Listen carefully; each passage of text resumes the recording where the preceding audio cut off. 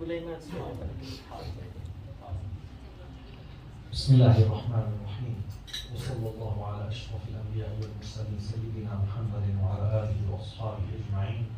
أما بعد، أيها السادة الحضور، في الحقيقة لا يمل هذا المجلس المبارك الطيب والكلمات الطاهرات التي خرجت من فم سيد الشيخ رحيم حفظه الله، الذي فهم عن الله تبارك وتعالى مقصد هذا الوجود. وحتى لا أتعبه في أيضا في الترجمة حفظه الله، سأختصر وسأتكلم عن قصة حصلت مع 3 نفر. وكما بدأ الشيخ حفظه الله عن الكلمة وعن السماع وعن القصيدة أيها الأحبة، فالقصائد ليست هي مقصود لذاتها، إنما ما وراءها من المعاني التي تأخذك إلى الله سبحانه وتعالى. فأحيانا الإنسان يسمع كلمة هكذا عابرة في الدنيا، ولكن لما كان هو خليفة لله تبارك وتعالى في أرضه، إنسانا كاملا، قد يسمع سماعا لا يسمعه الآخرون. كلنا الآن مشتركون في السماع، كلنا لنا أذن، لنا قلب، لنا كذا، ولكن السماع مختلف.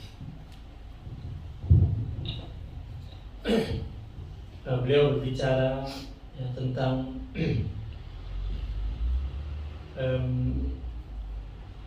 keperluan daripada qasidah, nasyid. Dan barusan tadi kita membuka majlis dengan qasidah dan nasyid, karena yang dimaksud bukan berqasidah itu hiburan atau sekedar rame-rame membunuh kesepian, kebosanan, bukan. Tetapi yang dimaksud adalah makna yang ada di balik qasidah itu. Mereka orang-orang sufi itu menyimpan makna itu di qasidah itu.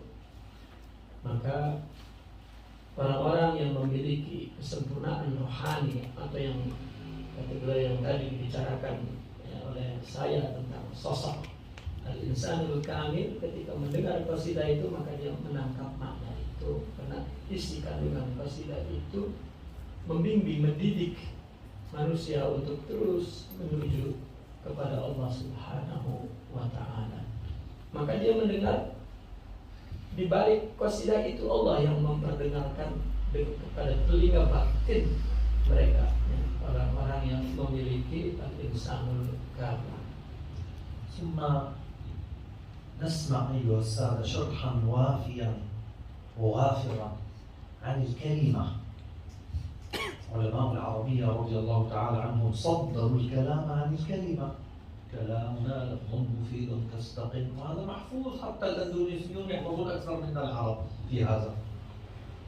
طيب، بعد ذلك يعني الكلمة لغة، الكلمة شرعا، يوجد الكلمة ذوقا. سمى الله تبارك وتعالى سيدنا عيسى عليه السلام في كتابه الكريم كلمة، وكلمة الله ألقاها إلى مريم. لاحظ هذه الكلمة أيها السادة عظيمة جدا. طبعا هي المقصود منها كن فيكون، هذه هي الكلمة. فكان سيدنا عيسى عليه السلام روح الله. كلمة الروح كما حدثنا شيخنا وفهمنا عنه هذه المعاني الطيبة، الخلاصة، نسميه في العرب إكسير الحياة. هذا هو الإنسان الكامل. Kemudian tadi setelah kita qasidah, lalu kita mendengarkan kalimat dalam bahasa Arab. Ceramah itu tadi disebut kalimat. Kalimat, ya kita tahu dalam nahwu kalimat adalah al-kalimat, al-kalam, al-kalimat, wal-lafdul mufidul murakkab. Maka itu adalah kalimat. kalimat yang didengarkan oleh orang dengan akalnya, dengan jiwanya, dengan zauqnya, ya, tetap itu dari kalimat. Ya. Maka perlunya kalimat, artinya untayan kata-kata yang menyimpan makna itu kan kalimat. Ceramah juga kalau orang Arab disebut kalimat, misalnya mempersilakan orang yang ceramah, maka al-kalimat yang akan disampaikan itu ya, uraian kata-kata. Tapi yang dimaksud adalah isi daripada atau ringkasan inti daripada uraian untayan kata-kata itu, kalimat itu tadi. Ya, sehingga lihat, Allah pun menamakan Nabi Isa kalimatullah. Bagaimana wujud hidup Nabi Isa dari A sampai Z, ya, disebut ruhullah, kalimatullah. Maka makna yang terkandung ya, dalam hidup ini juga semuanya adalah kalimat Allah. وسيدنا محمد عليه الصلاة والسلام روح الروح صلى الله عليه وسلم وسر السر وقلب القلب الجامع لكل المعاني صلى الله عليه وسلم الإلهية والأخلاق الكريمة ومجمع النورانيات صلى الله عليه وسلم. كنت وآدم منجبل في طينته. لاحظوا هذا المعنى أيها السادة، كنت وآدم منجبل في طينته. لم يطلق آدم بعد أيها الأحبة، وكان نبينا صلى الله عليه وسلم. فكل العوالم في هذا الكون جمعت في سيدنا محمد عليه الصلاة والسلام، وليس على الله بمستبعد أن يجمع الله الكون بواحد في سيدنا محمد صلى الله عليه وسلم. Adapun Rasulullah Shallallahu Alaihi Wasallam adalah ringkasan yang sempurna dari semua kata itu, dari semua ruh itu. Ya, Allah menciptakan alam ini juga dengan ucapan satu. Dan maka jadilah semua dan ringkasan itu ada di dalam tubuh Rasulullah Shallallahu Alaihi Wasallam. Dia adalah sir al-asrar, ruhul arwah, ya, Shallallahu Alaihi Wasallam. Dan Rasulullah Shallallahu Alaihi Wasallam dikatakan ya, bahwa aku sudah ada sementara Adam masih berupa tanah dan air lagi. Ya. Artinya perwujudan belum ada, tetapi kesempurnaan itu ada. Karena itu sebetulnya kesempurnaan Allah. Itu sudah lebih dulu tentunya. Atau kalau saya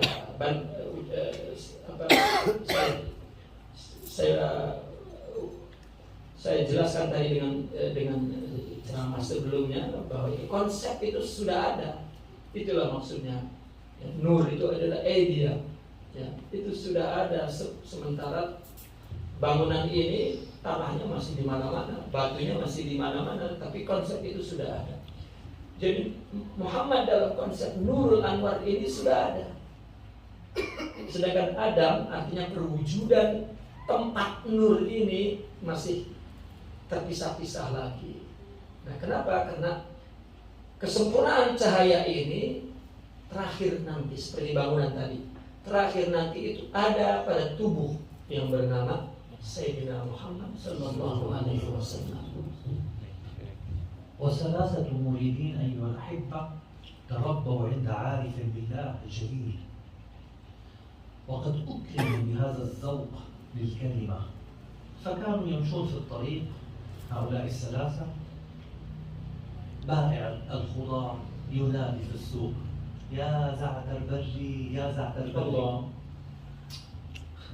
الأول سمع، الثاني سمع، الثالث سمع. فالأول ماذا قال؟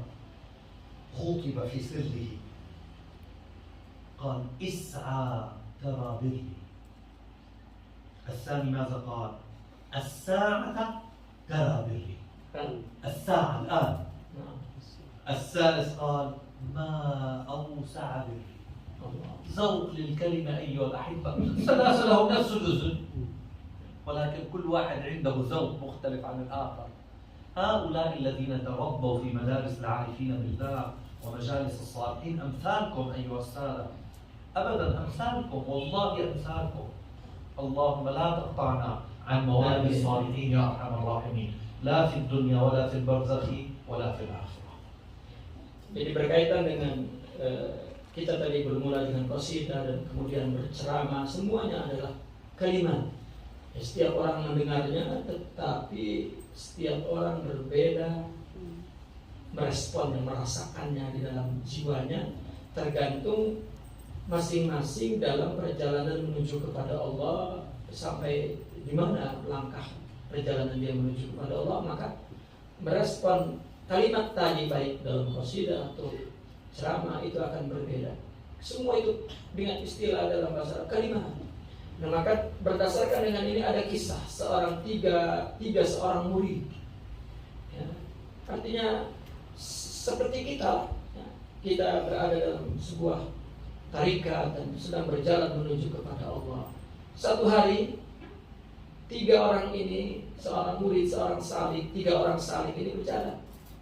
Kemudian ketika berjalan berjumpa dengan tukang dagang, ya, seorang penjual. Seorang penjual itu mengatakan,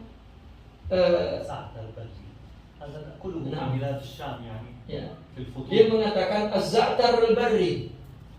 Az-za'tar al-barri. Saya tidak tahu apa nama pohon di kita ini. Dia sedang menjual sayuran za'tar barri. Barri ini tanaman yang di darat gitu, di tengah padang pasir. Namanya za'tar. Mesti itu za'tar. Ini jadi bumbu masak sebetulnya za'tar itu. Daun-daun yang dijadikan bumbu masak. Za'tar barri. Teriak-teriak za'tar barri, za'tar barri. Tetapi 3 orang yang sedang asik, ya, karena dia adalah seorang yang perindu Allah dan dia seorang salik. Dia mendengar kalimat itu, 3 orang ini berbeda. Apa yang dia dengar dari batinnya tentang dibalik ucapan orang itu. Yang satu mendengar is'a tarobiri. Perasaan dia, orang yang mengatakan za'tar barri, za'tar barri. Ya, dari jauh. Yang pertama mendengar is'a tarobiri. Apakah maksudnya is'a tarobiri? Seolah-olah dia mendengar Allah berkata di balik makna itu. Berusahalah, terus berjalanlah. Artinya jangan berhenti melakukan usaha, engkau akan menyaksikan kebaikanku, kata Allah. Bagi dia ucapan itu mendorong dia untuk terus bekerja, terus beraktivitas, karena Allah akan memberikan kebaikan-kebaikan kepada dia. Sementara yang kedua mengatakan as-sa'ah tarabiri, ya, engkau sekarang akan mendapatkan kebaikanku. Ya, berdasarkan apa yang dia alami dalam perjalanan rohaninya. Mungkin yang satu masih belum sampai lagi berjalan, masih permulaan kan, ya, maka dia perlu berusaha banyak sehingga sampai kepada Allah. Maka bagi dia perintah itu kedengarannya, suara itu kedengarannya masih menyuruh berusaha terus, baru engkau akan sampai, ya, akan usul, akan suhud, begitu istilahnya. Tetapi yang kedua mungkin sudah lebih jauh perjalanannya, maka dia mengatakan pendengaran dia, sekarang juga kau akan menyaksikan ketaatanku. Sementara yang 3 ini lebih elit lagi, ya, lebih tinggi lagi tingkat kerohaniannya. Mendengar ucapan itu, ma'au sa'abiri, malah dia mengatakan alangkah luas, ya, dan terangnya kebaikan Tuhan itu. Nah, maka kalimat, apakah itu qasidah, apa ceramah, ya, setiap orang mendengarnya bareng-bareng nih, tetapi apa yang didengarnya dan oleh batinnya itu berbeda-beda berdasarkan tingkat kerohaniannya. Itulah qasidah. Mungkin sama kita mendengar, ya, tetapi yang didengar oleh batinnya berbeda-beda. لذلك أيها الأحبة في الأثر عنه صلى الله عليه وسلم إنكم محدثين بالفتح وليس أيها الأحبة بالكسر، أن المحدث من يحدث عن رسول الله هذا ما فيه مزية. أي طالب علم يستطيع أن يحصل على إجازة إسناد فيصبح محدث. أما محدث في قلبه وسره وباطنه هذه هي المزية. وإن منهم عمر سيدنا عمر بن الخطاب رضي الله تعالى عنه. كثير غير عمر. Rasulullah SAW pernah berkata di depan sahabatnya bahwa ada di antara kalian orang yang diajak bicara oleh Allah. Jika diajak bicara berarti dia mendengar dari Allah. Yang dia dengar mungkin dari ucapan-ucapannya, dari nyanyian, dari apa, tapi dia mendengar lain karena Allah lah yang bicara. Maka Nabi mengatakan di depan sahabatnya, ada di antara kalian yang muhdatsin. Muhdatsin itu orang yang diajak bicara oleh Allah. Di antara mereka adalah umat. Gitu. Artinya wa minhum, kan minhum itu di antara mereka, berarti ada yang lain Allah pendengar, Allah perdengarkan. Itu sebabnya saya juga pernah membaca bahwa orang yang berbicara adalah orang yang diizinkan. Orang yang diizinkan bicara hanyalah orang yang diizinkan mendengar oleh Allah Subhanahu wa ta'ala. والإنسان الكامل أيها السادة باختصار ترك كل العالم والتحق بربه. ورحم الله مولانا الغزالي الذي قال: تركت هوى سعدى وليلى بمعزلي وعدت إلى مصحوب أول منزلي غزلت لهم غزلا رقيقا فلم أجد لغزلي نساجا فكسرت مغزلي.